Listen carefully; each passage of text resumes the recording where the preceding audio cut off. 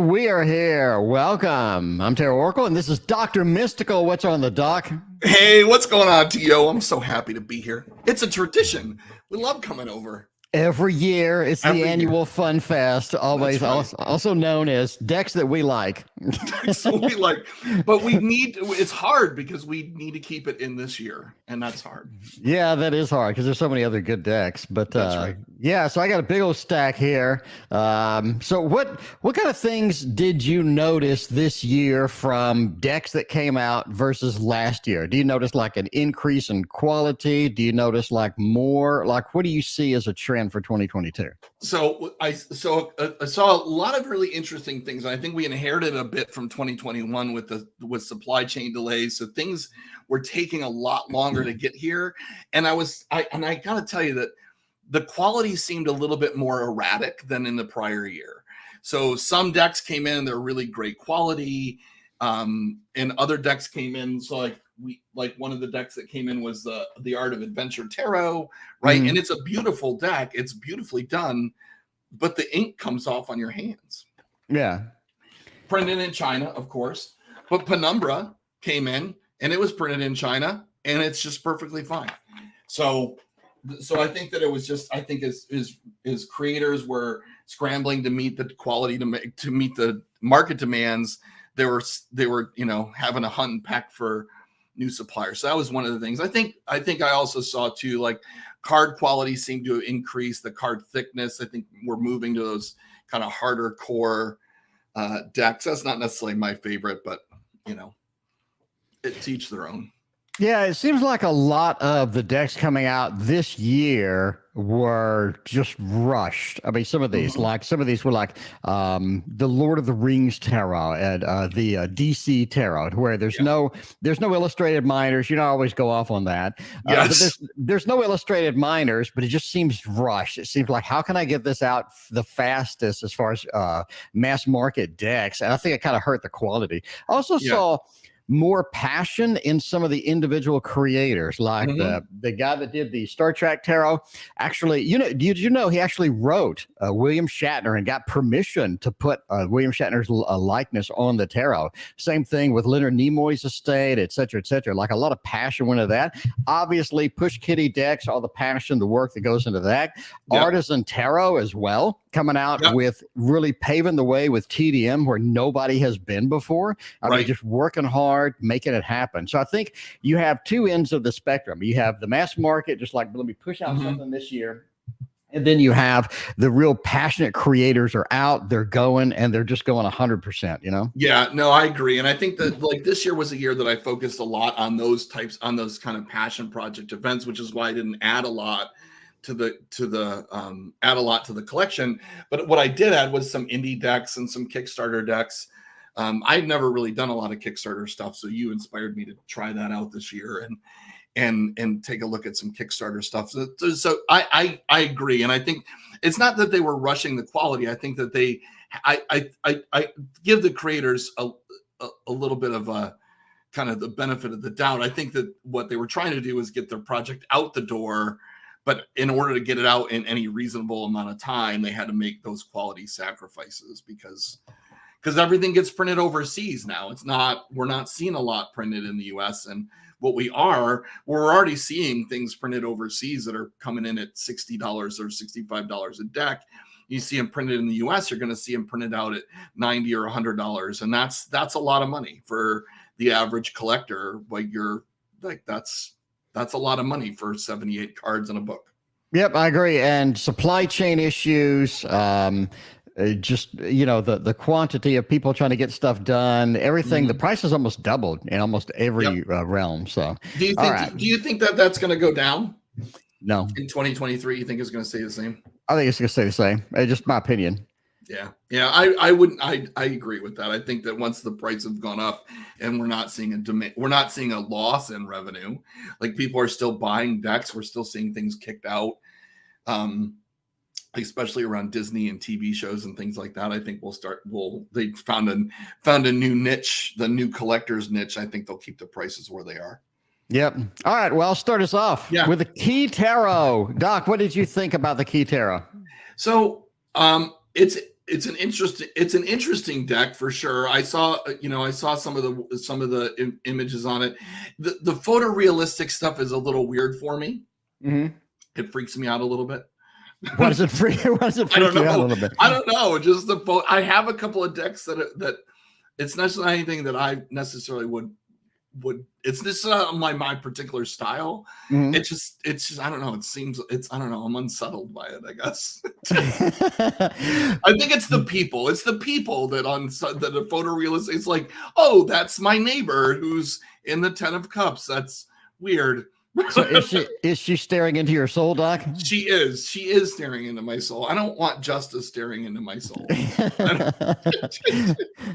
All right. Well, the Key Tarot comes in as my number 10. I think it's a quality deck. It has beautiful edging on it. I think the images are nice. It's very pretty. This is one of the decks, once I start reading with it, a lot of people do have questions like, what is that? That's amazing. I absolutely love this, right? And the Key Tarot, I think it's one of my in my top 10 by far.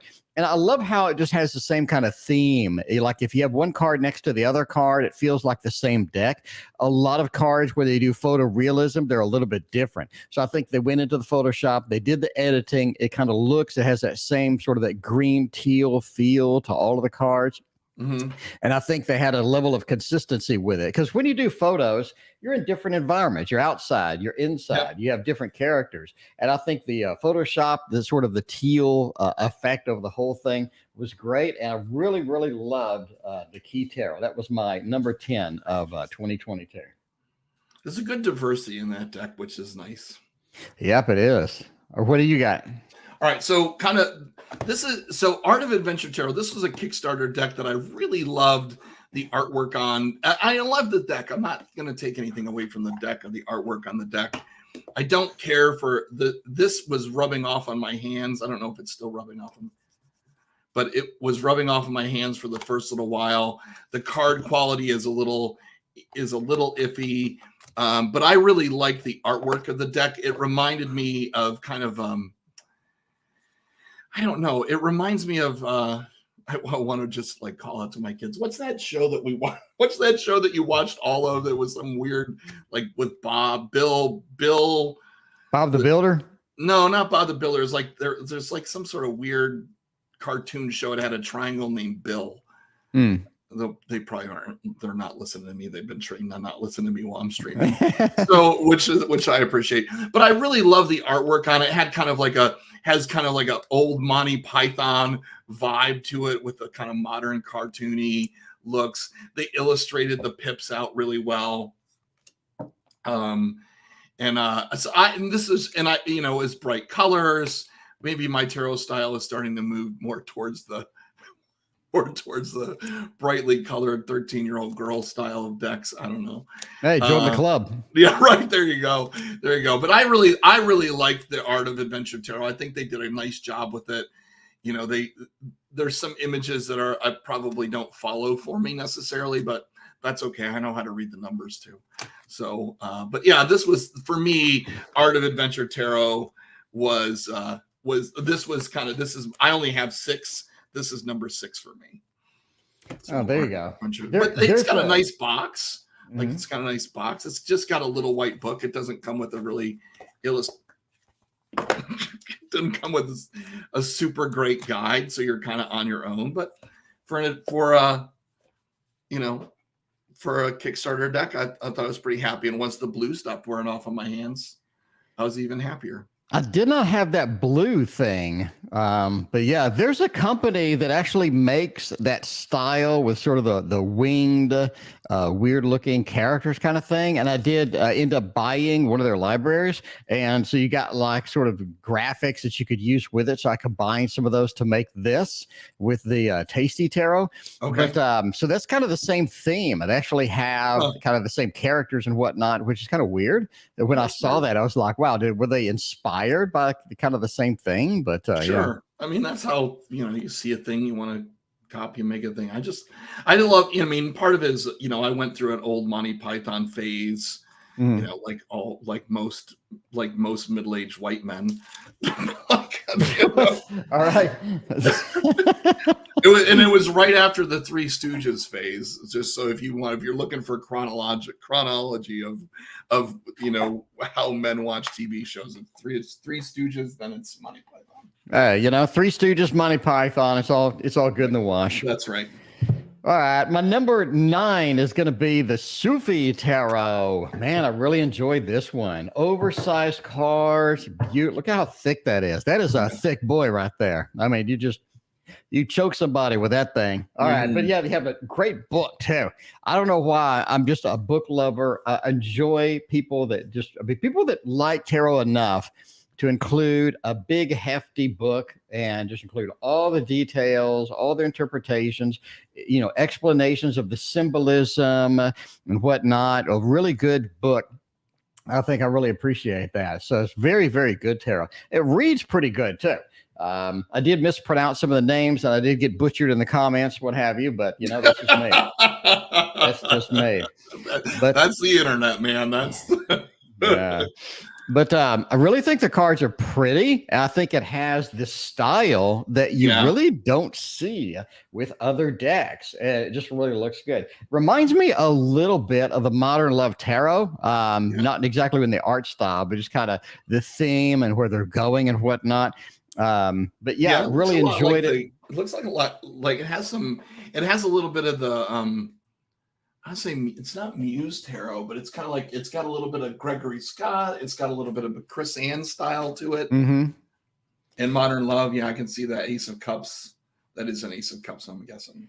Yeah. So that's it's very pretty deck, and I really think it reads well too. I love oversized cards, and that's what really bothered me. Gustave Dore Tarot didn't make the list.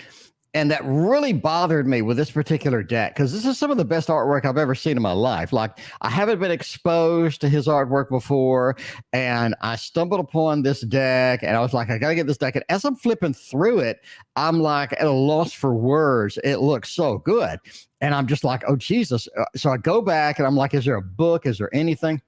And there are books about these biblical paintings, but I just think it is such a shame that you have this mini little small deck with no documentation, with such beautiful artwork.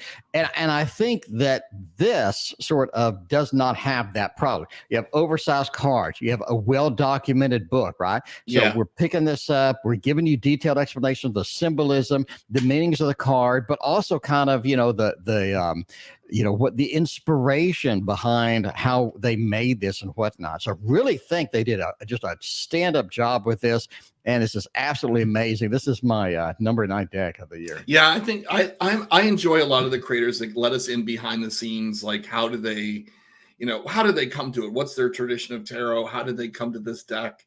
Talking about those sorts of things. I think that's super handy. I'm organizing. All right. So Mystical Medleys, apart from the old cartoon vibe. So part of what attracted me to this is the old cartoon vibe. It's Liminal 11. So these are the same folks that do a lot of kind of oddball type decks. But what really kind of drew me to the old cartoons is that my littlest Mystical, my youngest, loves like old Disney and old like Steamboat Willie type cartoons. I don't know, it's a thing, and it's a really cool thing. But then, oh my God, like look, like, yes, thank you. Like, I love that. I love that a lot. They did the good book, kind of a quick book, but they did it with they packaged it with quality. It's colorful. It's got a fun font. Thank God it's not Comic Sans for all you font nerds out there. But they did a nice job kind of talking about all these things. Nicely illustrated little fun book. But then, right, you get into the borders. I know that you're not a big border guy, but I just love the mystical. Like, the card quality is nicely done. They do a good job with it. It looks like it's dirty. Just, I think that adds the effect. It's not like I went out into the mud and played with it. It's just that you get a sense from all the cards that the printing seems like old, and maybe it's just, honestly, maybe it is just a mistake, but just look how fun it's like. This is all like, the Mickey Mouse Fantasia. Is that the Fantasia or whatever the name of that cartoon is? Yeah, I think it's Fantasia. Fantasia. Yeah. But I love the imagery of it. That's the Bill character from that TV show that cartoon is trying to wonder about. And then the other bit of this, and let me see if I can find it. So there's all these kind of modern things, but like everything has an image on it. Everything has a face. You can tell from some of the faces a little bit more about the cards. But then I'm pretty sure this is a 2022 deck. Honestly, I don't have any sense. It's good enough. It's close enough. But this is what I love, that they have a happy squirrel and sad squirrel additional cards in the deck. This changes the whole Megillah for me when I read. If we got like the Sun card and Wheel of Fortune upright, and then sad squirrel, man, I'm gonna hammer sad squirrel. Is it Bill? Is it Bill Cipher? Bill Cipher. Yeah. What is the name of that cartoon? Yeah, that's it. Bill Cipher. I was looking it up. I was like, cartoon, Bill, pyramid. Yes. All of those things. Yeah. There we go. Well, Doc, I have a confession to make live on the stream. I committed a crime. Oh no. I got the Enchanted Soul Tarot and I put the scissors to it. Put the scissors. Did you mod a deck and you didn't do a video about modding? I modded a deck and it looks so much better without the borders, Doc. I mean, come on. Oh, look at that. It looks so much better without the borders. That is so in case you're wondering what equipment I had a piece of crap pair of scissors that I got from Walmart, and I just cut it up. But this oversized, look at this. This is insane. Look at the size of this. This is nuts. I mean, this is just here's a regular tarot card just for like, just think. You open this thing up and it's like getting a Christmas present. It was so nice. Look at the nice. It's so beautiful. Look at the size of this book. The color palette on this thing, and just how they did it. Everything is so gorgeous. And look, you have a full color book with tarot spread. You have look at the amount of text for every single card in here. It's just amazing. A lot of passion went into this project, man. Yeah, that's like getting into an Ethony or I'm trying to think of the other creator that did dark. Barbara Moore. Yeah, Barbara Moore. Yeah, just insane. Gorgeous book, massive cards. I did put the scissors to it. I'm going to show them again. And so this is how they look after they're trimmed. Again, just standard Walmart scissors. But just the color scheme. Did you round the corners with scissors? No, rounded the corners with a corner rounder. I was going to say. Also from Walmart. Dude, I mean, yeah, no, I'm not that desperate. All right. But yeah, just the color scheme and every card, you're just picking it up and you're using it. And it's just amazing. And this is one of the few decks when I pull it out on the stream, literally everybody asks what it is. I mean, if nobody survives that. I mean, if you already don't know, they're like, oh my God, what is that? So it's just beautiful. Beautiful, beautiful deck. Yeah, I think they did a great job. Whoever just designed this project, just bang up job on the box, the presentation, the artwork, everything. If you don't trim it, it does have keywords on the cards as well, which is cool. You're new, you're coming in, you're kind of fresh to tarot. You want something exciting. This is really going to be it. Don't be a beast and trim it like me, but.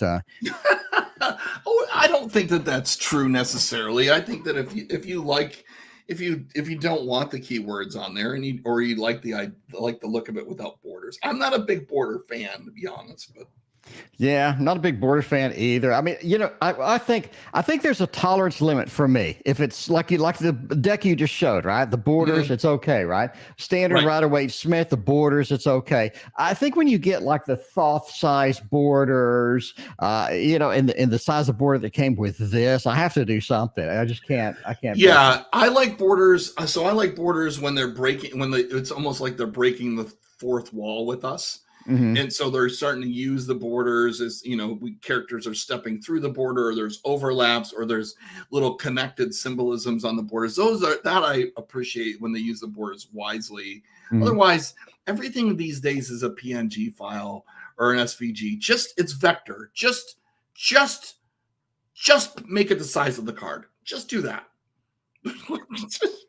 Put your keywords in it. So this deck I loved, and this was Penumbra Tarot. Again, I have no sense of time anymore, but I like the idea of it. This deck kind of came around in my own magical practice at a time where I was doing a lot of talking and a lot of feeling of liminal space, and that's kind of space between worlds. Still live in that liminal space. It's like, getting off one plane and trying to wait to catch another one. You never know what the fuck's going on. So but Penumbra Tarot, Ethony, obviously, right? You're getting a quality. It's got a little watercolor splooginess, but we got some information about the card. We like that a lot. We like the Ethony book a lot because she does such a great job giving us the full color illustrations and going through the different not just Ethony's notes on it, but we also see in here that the illustrator Eris put notes here as well, and so we can see a lot of not only the kind of the collaboration between Eris and Ethony through the deck. And so Ethony, does just such a good job. But I mean, it's got that kind of Umbry, Penumbra, rose gold edging. I love that a lot. The card quality is Ethony, right? It's modern love style. I love the work on this. This reminds me of a deck I have about the hero's journey. Like, I love the kind of the dreaminess of it. Again, that liminal space, the things that happen in the liminal space, just such a well done deck. Element of torches. You got to do a little bit of mental gymnastics to get through some of the updates on the names and things like the hang one not being up down. So she's doing a lot. She's doing a lot with inclusion and diversity and making sure that we're modernizing and keeping current with the tarot. So I appreciate that a lot. But I just love Ace of Pentacles. Some of the thinking behind it is just keys in on some of those fun symbols and meanings in the deck itself. Love the Sun card. Yeah, is that watercolor or what is that? What's the medium? I feel like it's a lot of watercolor, but I don't know. Because I know Ethony's decks, if you look at the Modern Love, you look at like that one, it's a lot of like physical, decks. It's like somebody actually colored something on paper, scanned it in. It's not like all digital. And I really appreciate that because that really makes it so, good. It makes it so unique. Like, look at the soft edges on that. You're just not going to get that digitally, Yeah, there's just no way that you're going to, I'm flipping through the book to see if I can find some sort of like devoted heck. So even the artist is a magician herself. Really? Yeah, she says she's a follower of Hecate. Goes through her own witchcraft stuff. Australian located. But yeah, so for me, a lot of the cards that I've been focusing on have come from that. Let's create this in a physical medium and then digitize the work. And so for last year, my deck of the year was the Blood Moon Tarot. It was the same way. The deck of the year for this year is going to be the same. Yeah, it's very pretty. I love it when they do that. I think Ethony does such a good job. She knows what she wants. She's able to communicate it. I think that the artistry really sort of it's really super traditional, right? That's how it. Yeah. I mean, to some degree, that's what makes decks a little bit better when we're doing those painting work. I mean, you look at the Thoth and stuff like that. Yeah. All right. My next one is going to be, and you knew this was coming, the Star Trek Tarot, the good one, the good one, not the bad. This is a Star Trek original series, not the other really terrible one. So, that one made me mad. Telekiad, I believe, whatever, $40. The thing that really sort of makes us stand out over any other deck is it's just broke ground on something that hasn't been done before, and that is a good Star Trek deck. I think most people that saw it originally were excited about it, and this person went in, right? and made sure that every card had a scene from the original series, a particular scene that matched the meaning of the card. Mm-hmm. And then here's the thing. They went in and wrote they wrote the Leonard Nimoy estate. They wrote William Shatner. They got permission for all of these images and then sort of digitized the image. Not only that, but the book explains not only why that scene is appropriate for this, but it also explains basic tarot cards and whatnot. So that really gives you a feel of being back into that episode, right? So you understand the history of the episode. You understand what happened with the trouble with tribbles. And now you can bring it back home as far as the reading goes, because now you have not only just a card and an image, but you have the whole episode in your mind. You're like, trouble with tribbles, you had kind of a sort of a deception going on over there. You have some things happening in the background, which you weren't aware of, so you have all of this history that's going to be into the meaning of the card. Not only that, but they have like the star date and all this other stuff. Just insane level of work went into this.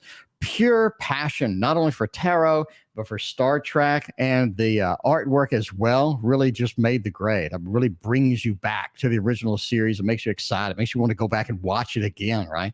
So it's just joy. It is an absolute joy to read with. And I think this is absolutely one of the top 10 of the year. I mean, they did such a bang up job. Yeah, no, I wish I was more into the original series because I love the passion and the detail of this deck. And when I saw when you did the TNG one, I was just it made me mad. Like I was just like it made me angry. I was like, this is bullshit. Someone is absolutely phoning this in. They did such a terrible job with it. I want TNG to have this level of detail. Like I want that. I want to see a DS9 and I want to see, I want to see a Voyager with this level of detail. That would, for me, that would make me really, really happy. Not Discovery. Yeah. Oh yeah. No Discovery. No. Some of the newer stuff that's coming out is good, but they're trying to get us old Trekkies back. Oh, there you go. But yeah, I would love a Next Generation. If they did Next Gen, would be absolutely amazing. I don't know how much they could get. I know this the cast of Next Gen was one of the coolest, according to like all the background videos and the behind the scenes. They're like some of the coolest people ever. They all had a great time doing things. I think they would be receptive to doing something like this. Yeah, right? I think so too. There's so much scene work that needs to be done in the tarot that yeah, you could do that. You could absolutely do this with TNG. You could do it with DS9 as well, especially a lot of the characters there because of their background. All right. Yeah. So honestly, I had totally forgotten that this deck was out there. So I think it was you that I saw it on your. I think you did a flip through on this. Mm-hmm. This was for me. This was a callback to when I was a kid. I mean, I had Garbage Pail Kid cards. I traded them on the bus.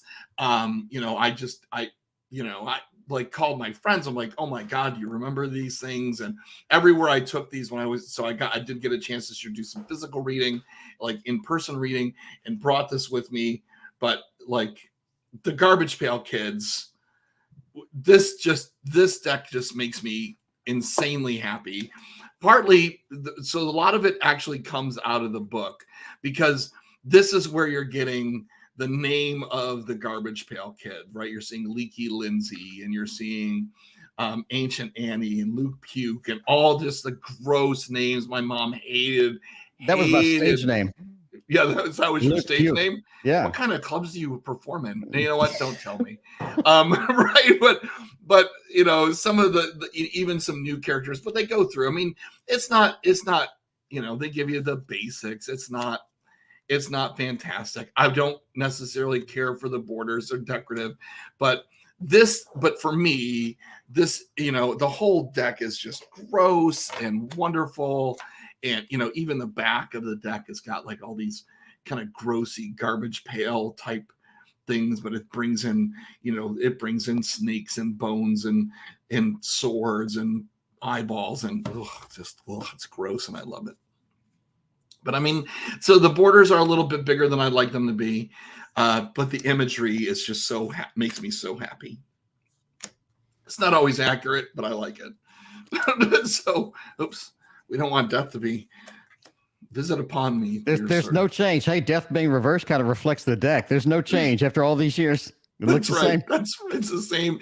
It's the same grossness. So one of the things I said when I did the unboxing on this on my stream was that what I wanted for this was for it to have that smell of gum.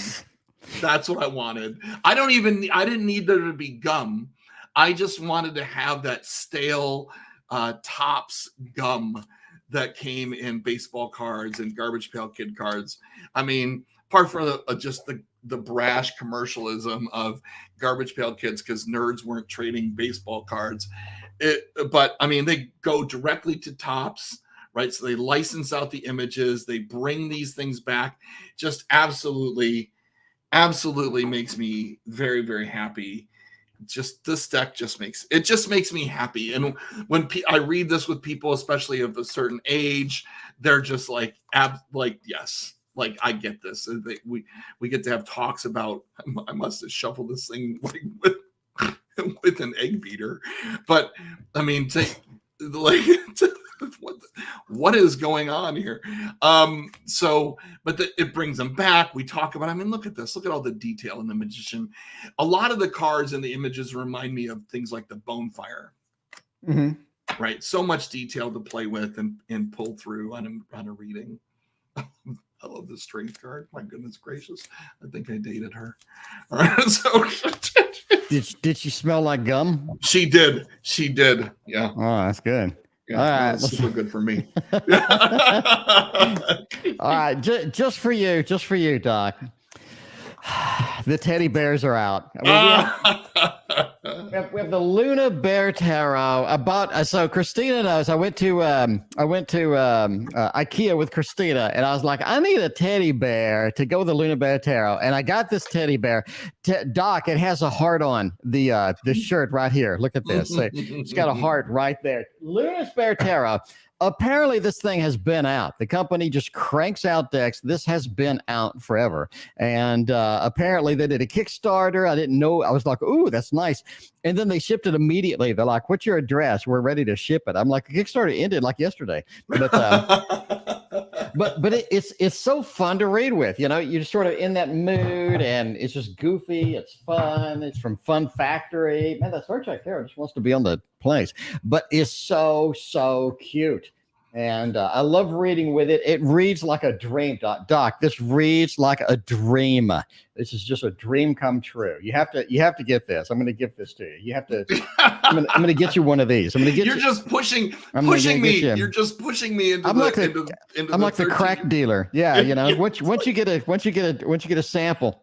Here's some little space tarot for you. All right. But yeah, this is such a fun deck. And I know we have other fun decks. We have the Playful Heart Tarot. We have this one, which is fun. But this one just has this style, this uniqueness. And like, it's just fun to read with. It's fun to just hang out, you know, and have it on the table. And I really enjoy it. I think it's really just a fantastic deck overall. And I think they did just a bang up job on this. Oh, that's crazy. Yeah. That's a beautiful deck. I mean, it's super cute, right? I mean, I think that, you know, maybe 2023 is a year of cuteness for me. Hey, you said you're reverting back to that style. I am. My stress levels are getting to the point where I might have to go back to being a kid. Oh, there you go. Do you want me to send you the IKEA teddy bear too? Or I have teddy bears. All right. So this is listen, I'm going to nerd out for a while. So this was a deck that got gifted to me by Tarot by the Pines, Jason, Jason is lovely and thoughtful. He's an excellent tarot reader. He really understands the tarot. He understands the imagery and symbolism. He's lovely. He's just a lovely reader. He gifted me this office because, you know, we have a behind the scenes conversation and we're talking about the office. Now, here's the thing. The Office for me is a really personal show. So we've watched The Office every single night since my daughter was born over 15 years ago. Mm-hmm. And so it's the good night routine. It's the thing that when I'm not there, when we're not there for good nights together, this is the thing that I miss. We must be in the 40th or 50th running of the series at this point, right? So we know everything there is to know about The Office, and every episode, every detail, everything in regular life for me boils down to an Office reference. Most of my friends are like, I'm like, there's an Office episode about this. They're like, just stop right there. That's enough. That's enough with you. So, right. So this deck arrives. I'm bursting to look through it, right? Desperately want to do it, but can't because I'm going to do it as a live. The live was like 2.5, 3 hours long because this deck is so awesome. So you talked about the original series detail of the episodes. Mm-hmm. This follows that level of detail. For example, here's the Two of Swords. Two of Swords comes in a very early series episode where Michael Scott, who's pictured here, has a decision to make over a surplus in the budget, whether to buy a copier or whether to buy new office chairs. Right. That's the kind of thing. This is the gift that he gave. I think he gave this to Phyllis or something like that. The devil is Robert California. Right. And they even use little symbols here in the corner to kind of indicate who it is. And there's a lizard. And there's an episode where he says, "You don't even know my real name. I'm the effing Lizard King." Right. So I love the sense of like, even, we have the Dundies as the Ace of Cups. We see episodes like the Four of Cups where Jim's just not focused on the right thing. Gabe's got choices. Pam's the Empress. We've got Creed. Creed as death is hilarious because not only is he old, but there's an episode where he's sprouting mung beans in his desk, and he knows they're super nutritious, but they smell like death. That's exactly what he says, right? And so I love this deck. Lakin's exactly right. At some point, T.O. is going to be like, "It's 2:00, dude. You got to stop." Right? But I mean, the card quality is perfectly shuffleable for me, which makes it happy. It reads for me, it reads really, really well. Queen of Swords is perfect for Angela. This is a great episode where Andy is leaving, but he doesn't know where. He's quitting to become famous. That's what he says. He doesn't know where he's going to go. He's going off to try out for this show called whatever, acapella. There's some things where I could see where I would have done something differently. Right, here's the hangman. He's dumping the chili out. I mean, this was great. This is where he came to talk about Dunder Mifflin going bankrupt. He got called into just like, there's so much depth in here that makes me so happy. That just because not only like, here's the Three of Swords. This is where a bat's attacking her. Dwight bags her head. There's just so much going on that not only am I reading the traditional tarot, but I'm connecting it out to the story, and the story fits the card. Like there's a, like the Wheel of Fortune was a great episode where they had laid off their cleaning crew had been out for a couple of weeks. So Pan develops a wheel to do jobs. Nobody wants to do it, but it's always also got Meredith who just at different points in the series is at different points in her Wheel of Fortune. Yeah. The flip through that I do on this is madness. Does it have a book for people that it does? No, you're on your own. This is what you get. What you need to do is go watch the live stream replay that I did, because I will give you everything you need to know. There you go. That's documented. Positively giddy. This is the giddiest deck of the year for me. And I just, Jason absolutely tickles me. He's a delightful person. And this deck hits me not only in the tarot bone, but hits me in a really family bone, because this is what we watch as a family. So for me, this was a deeply, deeply personal gift, and absolutely just really well done. Not a tarot publisher that I know about. They may have a book online or something like that, but honestly, let's get it's a future stream. Let's get the person that made this deck on the stream. Yeah, yes, that would be great. That would be very cool. Very cool indeed. Very cool. All right, my next deck is going to be basically Push Kitty everything. We have Push Kitty everything. Push Kitty everything. Push Kitties. there's lots and lots and lots and lots and lots and lots and lots of Push Kitty. So I have no idea, because I know she works. I know she's a single mom. I mean, I have no idea where she gets the time to do all of these decks, but she is cranking out the really, really good decks. And the quality is there. The extras are there. We have all sorts of great decks just coming out just constantly. It's just absolutely incredible. One of my I guess my two favorites absolutely are going to be the Wonder World Tarot and the Little Wizards Tarot.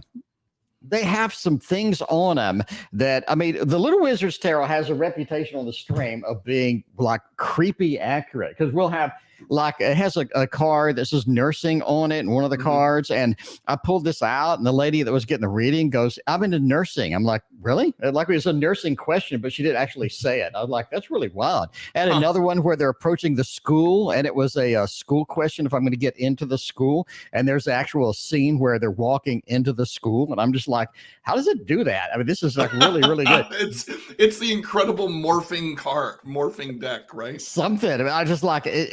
Absolutely incredible cards. Gorgeous card stock. Just a lot of work, a lot of passion went into all of these. But I got to say, my favorites are Wonder World Tarot by far, and the Little Wizards Tarot. It just so much detail went into these, right? I mean, you just have just levels of detail. Look at this, the beautiful edging on the Little Wizards, what have you. She came out with bags as well. You have a little wizard bag. You got like claws. You got stickers. You got like everything out of here. So really, really high quality. I really think that Amy is sort of the new Barbara Moore, where you just getting just a high quality set of cards. You know you're going to like it. It's going to be fun to flip through. And I think the best thing about her decks is they read just so well. Like, I get the Wonder World Tarot, and a lot of people request it. They'll be like, I want the Wonder World Tarot. I mean, that's what I want. And because they know they're just going to get a good reading out of it. Again, the Little Wizards Tarot just has insane amount of detail in it. And it's just like the level of detail on these cards is just nuts. And the images as well. Like, look at the Little Wizards Tarot. It really sort of brings you back. I mean, you have the Harry Potter characters, you know, the Wonder World Tarot. You have sort of those characters out there. And I think it's just great, right? I'm like flipping through. I don't remember all the characters' name. KD had to correct me on half of them, but you know, yeah, KD got the undesirable #1 for a question about a rude customer service rep. Yeah, so so KD got Push Kitty Hall. A Push Kitty Hall. Yeah, that's gonna be quite the haul. I hope you have like a dump truck because there's so many good decks in there. It's like impossible to pick one. Because I know Andrew absolutely in love with a Little Buddha Tarot, and we have like the Little Buddha tiles. And Push Kitty okay, I'm sorry, I'm gonna have to go to a rant. Push Kitty didn't just get a tile that was already made and just, you know, use that. Push Kitty went and invented her own tile. I did not know this. I was talking to her. I was like, really? So she actually created a new type of tile that has not been created before, like acrylic or something like that, because we've seen tiles before. They were outrageously priced, right? $350 or what have you, if you want a full set of tiles. These were like on sale for, I think, $99 or $150 or something. And they have all the images. They're crisp, they're sharp. And I ran over it with my car, Dr. Mystical. I ran over it with my car 3 times. I put it in water. I put it in hot coffee, Dr. Mystical. It was like steaming hot. It hurt my hand. And they survive. So if I can mow it down with my car, I probably could put it under a dump truck at the local construction site. But she created this from scratch. She was like, the existing tiles are not good enough for me. I want better. And I think that is missing so much in sort of the modern creation of tarot decks is I don't want the status quo. I want better. And I think that is really sort of what Push Kitty is going for. And she has accomplished stuff that I've never seen anybody just accomplish in the tarot world. So thumbs up. absolute amazing. Yeah, I like that. I've been impressed. Like I'm obviously I'm watching the Push Kitty stuff come out. She's cranking stuff out. My God, I'd love to have that sort of that sort of energy to do that sort of stuff, but just pushing things out. And I agree. I think that's where tarot needs to start to move. And that is, in that I want to see things done better. Like what I want to see reinterpretations of elements of the tarot, or to look at smaller symbolism within the tarot and try to bring that sort of stuff up. Absolutely. All right, what do you got? All right. So I mean, here's the thing. If I have to have a tie for deck of the year 2022, it's going to be between these two.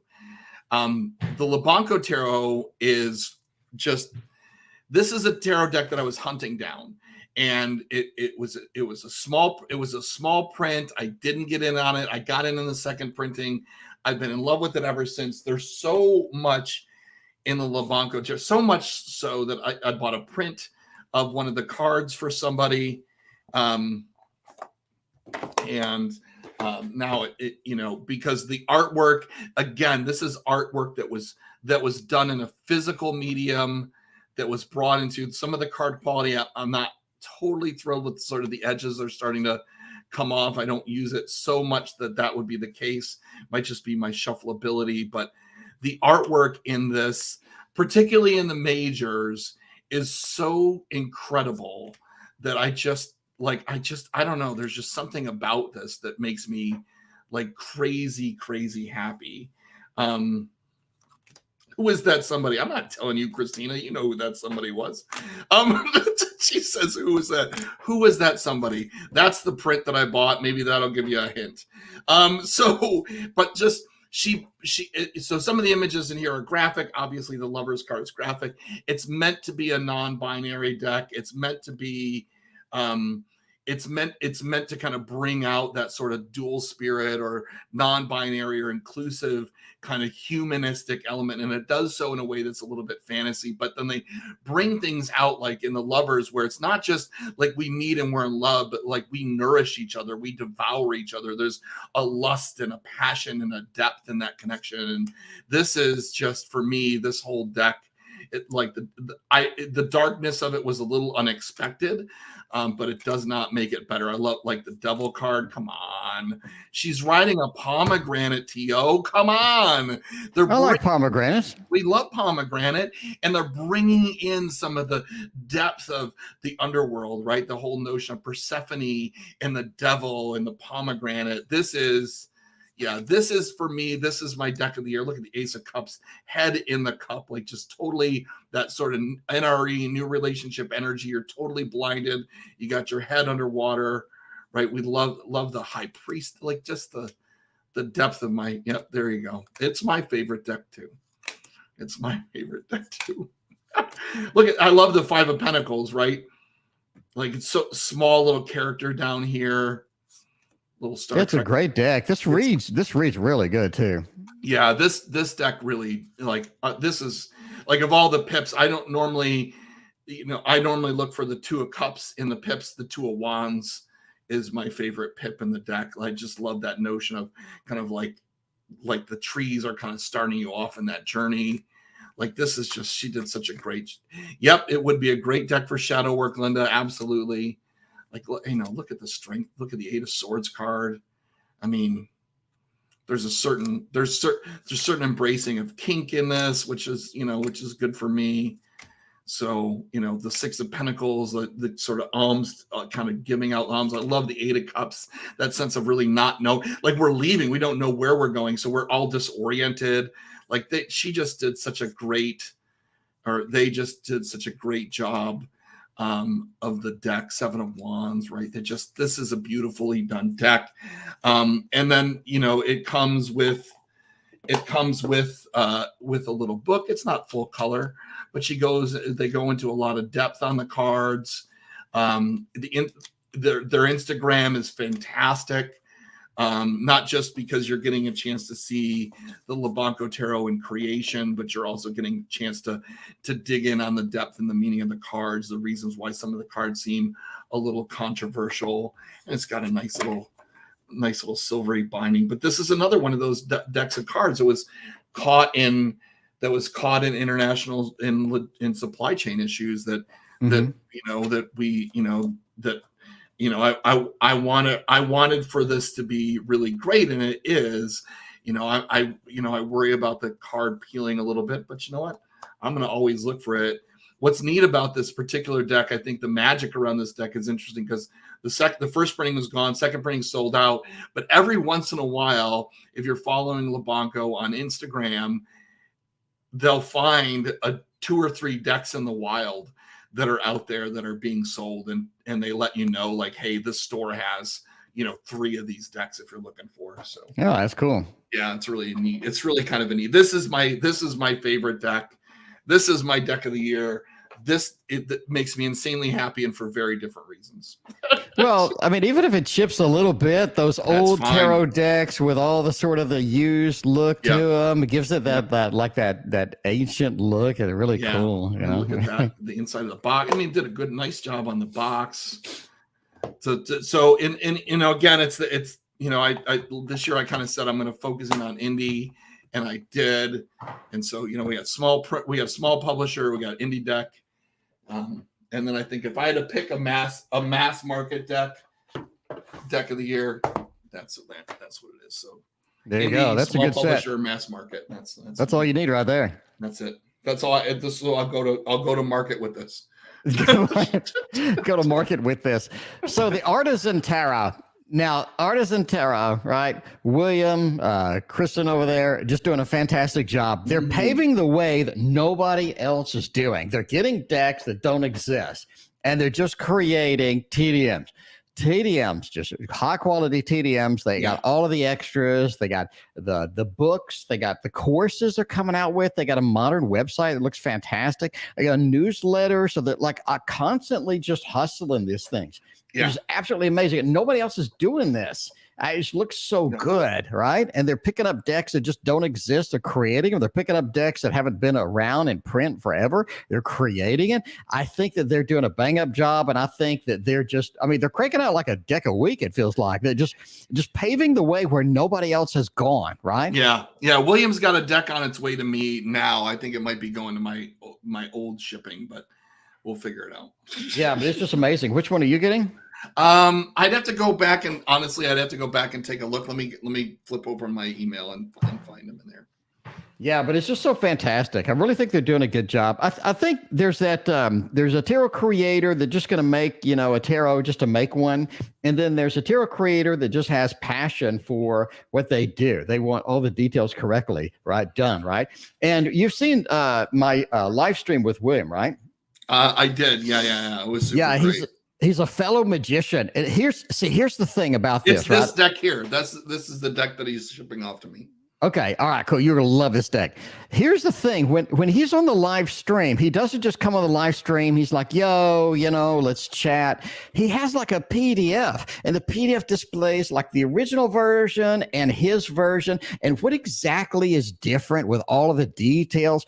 I mean, it's just the amount of effort, the amount of hustle, the amount of just detailed orientation stuff that's gone into these decks is astounding, which you have to do. You can't just create a TDM and just make stuff up. You have to go back and reproduce things. And he's looking at like this line had this orange color, but we changed it to sort of a brighter red, but like that level of detail. And it's just nobody else is doing this. They're paving the way. This is just a major publisher, and absolutely, I support Artisan Tarot 125%. Just an outstanding decks coming out that nobody else is doing, right? And that's the thing. There's very few people that are just paving the way, right? A lot of people are just going to copy this, copy that, but somebody who's just innovative, somebody who's just stretching the boundaries and creating things that just don't exist that we need more publishers like Artisan Tarot. Yeah, I think so. I think no dig on mass market, no dig on major publishers. I think they're doing what they need to do. I think I do see them sort of kind of moving more towards kind of mass fandom type decks, tapping into those markets where they didn't have tarot readers before. I think we're starting to see those small run publishers really move the needle on tarot for just the reasons that William and Kristen are doing, and these indie artists and small publishers are just trying to say, let's change the script. I mean, everybody's, I'm just as much a fan of Disney. I don't really want to own any Disney tarot decks. I don't need to collect at that level. I think they're trying to get people who collect Disney things to collect a tarot thing, to add to their Disney collection. But I don't think they're really looking at tarot readers necessarily and saying, let's create something the way that people like William and Kristen are doing, and indie artists who are really putting in the passion. So have you seen the 12 Cats? I haven't seen the 12 Cats. Oh, you're gonna totally change your tune. Stuff. You're gonna totally change your tune once you see this Kickstarter. Like, you have to go look at the Kickstarter. It is the most amazing tarot deck I think I've seen the entire year. I mean, if that was released this year, that'd been my number one.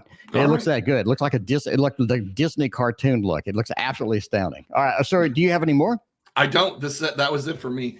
All right, let me get my number one. Before I do, let me do all my honorable mentions over here. I love this deck. It's so adorable. All my honorable mentions have to go out. So many good decks that have come out. Honorable mention to the Gustave Dore. I'm not going to go and rant more on it. I think somebody else needs to pick this up, create an oversized thing with an oversized deck with just high quality, everything, a lot of passion into it. Write a good book that comes with it. Please, somebody come out. It really sort of deserves. Again, it's the most amazing art I've ever seen in my life. I've seen a lot of art. I'm surprised that you picked that up, given your whole black and white, kind of monochromatic bent. That was a style a year or so ago, and I kind of like monochromatics, but the detail in that. When I was like, oh, T.O. got a monochromatic deck, that seemed a little unusual. But then I was like, oh, look at the detail in this thing.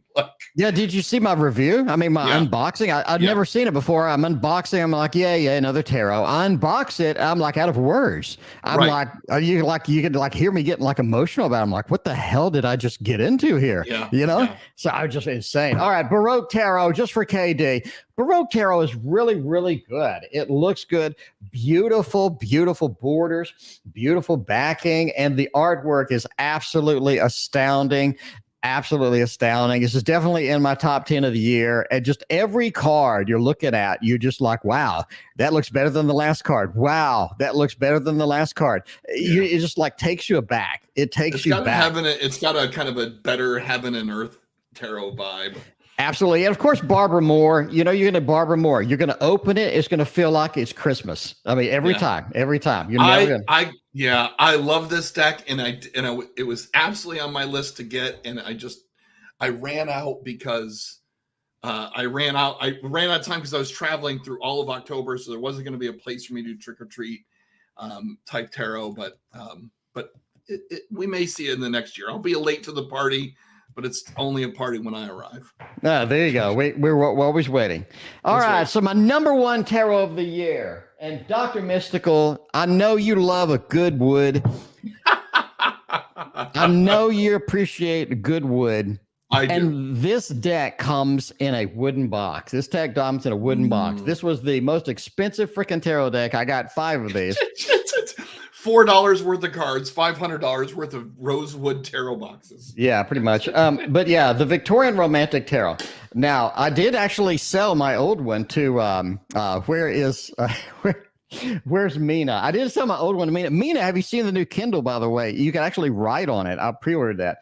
But yeah, Baba Studio does not produce a bad tarot deck at all, period. Baba Studio, good luck finding it once it's out of print. Good luck finding it after like the first 3 days that it's available. You know what I'm saying? Mm-hmm. I stayed up until like 2 a.m. because they're going to announce a sale of it. I went to the site. I'm sitting there like refresh. He goes, it's on sale. I saw it. I was like, buy. It's like I'm clicking as fast as I possibly can. So I did get all 5 that I wanted. Their tarot bags are next level. Their tarot bags, Doc, are next. Look at this, next level. They're amazing. Soft. They're beautiful. The artwork on them is just astounding. I do like soft bags. Yeah, soft bags and hard wood. I mean, just the combos right there. But yeah, of course, it is amazing. It is version 4 of it. You know it's going to be good. It's always good. Beautiful that is. Yeah, just stunning. I break this out every time. It's like going to an art museum. It is just absolutely astounding. So this is my deck of the year. This is by far the most gorgeous, beautiful deck of cards I've ever seen. And I originally had bumped into this with the first version. Way back when I first started my tarot class with Farrell Humphrey back in the day. But yeah, she had this. I was like, oh my God, it like got my attention. Like you immediately go to this and you're like flipping through it, like, oh my God, where did you even find this? So since then, I bought every version. And the good thing about the Baba Studio decks is you can sell them for 4 times what you paid for them if you wait a year. So, Okay, well, there you have it. It's an investment. It's an investment you can get rid of. Yeah, the board. That's interesting. You could trim the borders on this, and you'd probably be all right. You wouldn't be all right. You'd never be able to sell it. Yeah, you'd never be able to sell. Yeah, maybe. I mean, you'd really have to remember that that's the Nine of Cups. There's not a lick of water in that damn thing. Yeah, but I mean, with this artwork, who cares? I guess. I mean. You're gonna bankrupt Mina. Where's Mina at? The more deck reviews and Kindle upgrades you do, the more I bankrupt growl. Stop. Mina, the new Kindle, you can write on the new Kindle. It's like $350, but you can. Well, if you get the the cover and the special pen and all that stuff, it was $450. But yeah. Anyway, they have a new Kindle coming out. It's 10 inches. I mean, the bigger the better. Size does matter, and you can write on it. You can put notes, annotations on it, and it's like it's like that thin. Yeah, of course. It's about time that's the thing that's always held the Kindle back is the note taking for me. So. Yeah, but I mean, you have other people picking it up, right? Yeah, Kobo and everybody else. I do have a 10.2 inch Kobo reader that has the writing on it. I think I have an 8-inch Kobo reader that I have 11 e-readers. I think this is going to be my 12th e-reader. So, are you reading them all at once? Yeah, just cycle through like one word on this one, you switch out, and the next word of the book on that one, and the next. Nice. That's a lot of screens. I mean, I was reorganizing my stream setup, and I almost put 4 monitors up, and I was like, and then I started to feel really. I'm feeling a lot like the satellites are watching me here. I'm gonna take that down. 4 monitors. I got that for my my setup with my stock stuff. I left it at 2. I'll expand to 4 if I need to. Well, there you go. The more the merrier. Your eyes will appreciate it. Yeah, maybe. You'll be on Restasis for dry eye. For sure. All right. Every year it's a great party, T.O. It is. What are you looking forward to next year? Like what have you seen? You're like, oh my God, I got to have this for next year. Or what have you heard about? What are the rumbles, the rumors going around? I honestly, I haven't had a moment really to look at what's coming in for 2023. I'm hoping to do that over the next, as I kind of go through the holiday period, to really kind of think about and kind of plan out the year. I think, things over at my channel, I've been trying to kind of, I don't want to say edge out of reading. I've been just trying to increase other content and focus on some other things. But I like the idea of really kind of delving deeper into the tarot. I think for me, this will be a year of depth more than expansion. But there's different things. There's fun things I want to do. As I look ahead, I'm looking at more fun things. I had to make some different investments in different directions I want to go. But I like last night we did a live stream with Rebel Deck Oracle. I'm pretty excited about her new stuff that's coming out. See, that's super fun. But I think it's going to be for me in terms of collecting and adding tarot to the collection. It's got to be something exciting. It's going to focus more on indie and small publisher. I'm probably not going to do a terrible much. And I'm probably going to go back and look at decks that I missed, like Spacious Tarot and things like that. Yeah, Spacious Tarot is pretty nice. They have a new one, Spacious Tarot. They have an upgrade or something. I remember that. Yeah, they had it's like a DLC for tarot. Oh, that's interesting. Yeah, I'll have to check that out. I mean, I'm kind of catching up on what other people are doing. All right. So here's the thing. I don't really care for cats, but this isn't cats. Well, no, well, it's called 12 Cats as the publisher. So this is one of the things, a couple of things I'm excited about. By the way, I am going to release the Tasty Tarot. I am going to re-release the That's Oracle. What I'm looking forward to right there. With the Oracle, what is it? The Echoes of Failure. We're going to release the Echoes of Failure. We're going to release the Echoes Oracle again, and this is the one right here. I think is one of the ones that I'm really pretty excited about. So I don't know if that's this year or next year. Where the hell's it? Wow, July of next year. July of next year. It might as well be 2024 at that point. Hey, it may be, with printing and what have you. But anyway, I'm excited about this. Just be aware that I'm coming out with all the decks that I have been trying to do, but I haven't had time, what have you. So that is what is 2023. Are you coming out with any decks? I know you made that one, and then I made that one, and I'm probably not going to probably not going to be working on decks this year at all. I part of the work with the channel is going to move, so we're going to keep doing tarot, but we're also going to do some travel stuff. Mm-hmm. So that's going to be a big part of what I. Where are you traveling to? Just smaller places, right? So I just want to be able to kind of take people to different kinds of magical or mystical places. So because I can work from home, I can work from wherever I want to work, and I do that a lot, and so. That's a big part of what I want to do is let's go into this town and find something really interesting, and let's explore that together and talk about the magic or the mysticism around this particular place or what's going on with this place. I've been talking a lot with my friend Mark Muncie, who just came out with a book called Erie Appalachia, in Erie. He's written Erie, Florida, and some other books that are around kind of interesting folklore and learning a little bit about how he does things. And so we're going to be taking people places. Maybe we'll take you to tarot. We'll take you to cool mystical shops. We'll take you to events. We'll take you to different things. I'm talking with Psychic Cindy about some different things. Then it's going to be a year maybe of experimentation. We'll see how it goes. Well, there you go. Well, good luck with it. Sounds fun. If you're ever in Texas, you always have an open door over here. So absolutely, come in and be a guest on the show. I had a great reading that someone told me that I had unfinished business in Texas. I don't know what that means. You have exes in Texas? I do actually. But well, that's another stream right there. Yeah. That's another stream altogether. Yeah, absolutely. So. All right. Well, thank you for joining me. Everybody watching, I greatly appreciate you hanging out and being here. Please, in the comments, put what your favorite tarot deck of 2022 was. I would greatly appreciate it. I want all of your opinions. We'll gather them all up. I think it'd be fun. And Doc, we got to get back on here and do some more streams soon. Absolutely. We do, my friend. All right. Thank you for watching, everybody. We'll see you next time. Bye-bye.